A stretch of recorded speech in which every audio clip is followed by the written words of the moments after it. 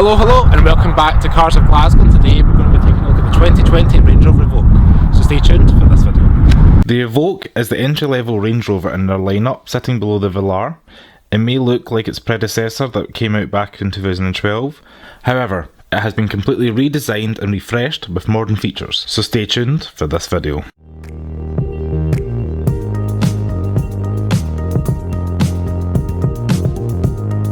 So I've borrowed this Evoque from Chloe's Deal Club and I'll leave her info below. She has offers on a range of products and activities, so make sure you go and check her out. The Evoque is a compact SUV that competes with Volvo's XC40, BMW's X1 and Audi's Q3 to name a few. Prices for the Evoque start from just over £31,000 for the front wheel drive manual 150 brake horsepower diesel, and there is a variety of petrol and diesels available currently. This particular car is the Range Rover Evoque D180, which means it uses Land Rover's JLR's Ingenium 2-litre 4-cylinder diesel, tweaked to 180 brake horsepower. That gets the car from 0 to 60 miles per hour in 8.8 seconds, while producing a claimed 145 grams per kilometre of CO2. Power goes to all four wheels through the 9-speed automatic transmission. This car is finished in Narvik black with these optional 18-inch 5-split spoke alloy wheels, which I think set the car off nicely. The badges and trim pieces have been blackened out, and this helps give the car a murdered out appearance. These are the standard LED headlights, and you can upgrade them to include signature DRLs, but I think these look good. This Evoque also gets the pop-out door handles similar to its bigger sibling the Velar. So with the handles in, it gives a streamlined appearance along the side of the car. In the typical Range Rover design fashion, from the A-pillar to the C-pillar, you can see that sloping roof design.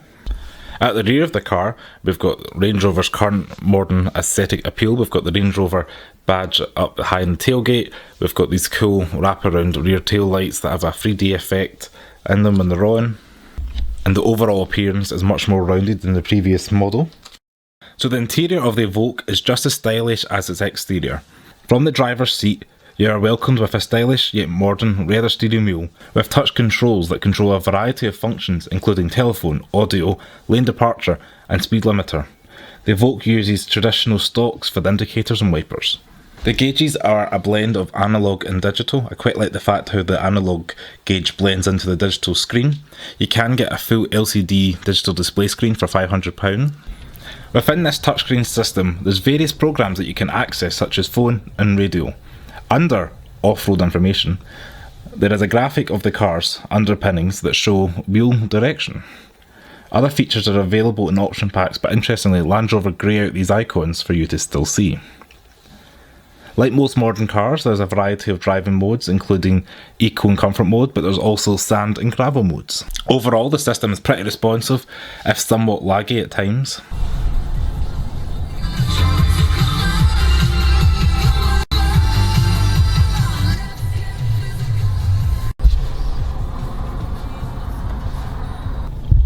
The material cabins in the Evoque are of high quality. I quite like this texturised rubber trim going across the centre of the dash.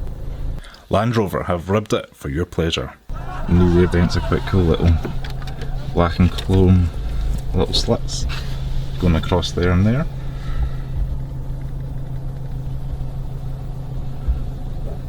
So there's plenty of storage systems within this car. One of them is behind the screens that can be accessed from both sides. So in the centre here we've got some cup holders, one large and one small for little rubber grips. You might just slide it back down, it's a place to put your phone. We've got individual armrests that lift up and reveal a storage bin lined with the fuzzy stuff.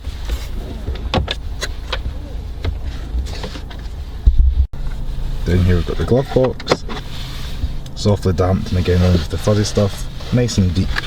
As you can see, it's large enough to hold at least your gloves and any storage you want in a nice boxy shape. The materials in the door panel, nice rubberised, kind of texturised feel. Got a blend of the plastic, the metal trim and the rubber. And we've got little door pockets down there. And it's got a little split there so if you want your bottles and your packet crisps, for example, down there. So the seats of the car are finished in ebony fabric and have 8-way manual adjustment. They are bolstered in all the right areas and fit my 5'11" frame well. The seats have this cool light blue trimming that adds a splash of colour to the interior. The seats are also heated, that can be controlled through the touchscreen on the bottom panel. You push and twist to desired temperature. So the whole cabin is illuminated by daylight thanks to this optional sliding panoramic sunroof. At a touch of a button, the blind slides all the way back, and it's one of the fastest that I've seen. I've touched it again and the glass panel slides open, and from the outside it looks kind of funny, but definitely lets a lot of air in without much wind buffeting on the road. The doors have been designed in a way that they extend past the sill, which means your trousers are not going to get dirty upon entry and exit. In the back, there is room for three. There is bench seating with a small transmission hump in the middle. There are vents for rear passenger comfort, but interestingly, there is no map pockets or rear storage behind the front seats. However, there are child seat points on either side for outer seating positions. Visibility is good overall, and this is aided by the optional panoramic sunroof. And material quality is high in the rear that continue to give that Range Rover feel to the rear occupants. Round the rear, we have a manually operated tailgate that exposes 472 litres of boot space, and your dog will like it too. So when you jump inside the Evoque, you're greeted with the high riding position, which many people looking for a small crossover like and admire.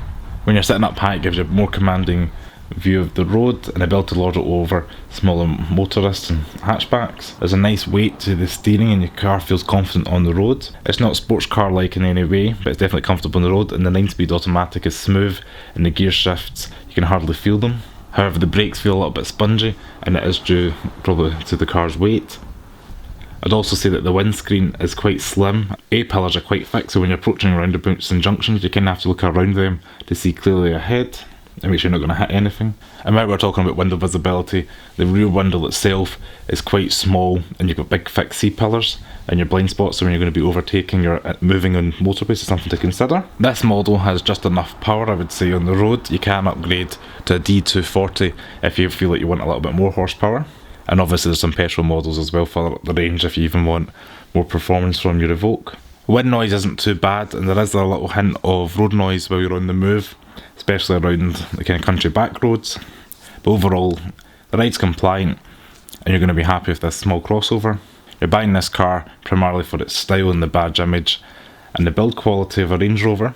Obviously, the Land Rover and Jaguars are notorious for their unreliability, so please make sure if you're going to be buying one of these, get a warranty for it. But other than that, you're going to enjoy this car. If you're looking for a hybrid, then I'd maybe suggest something like the Lexus UX, or a plug-in hybrid like the Volvo XC40.